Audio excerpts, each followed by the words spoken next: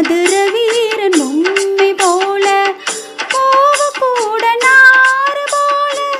பூமி கூட நீர் போல மாமன் கூட சேர்ந்திருப்பேன் மதுர வீரன் உண்மை போல சேலையோட நூல போல சேர்ந்திருக்கும் பந்தம் தான்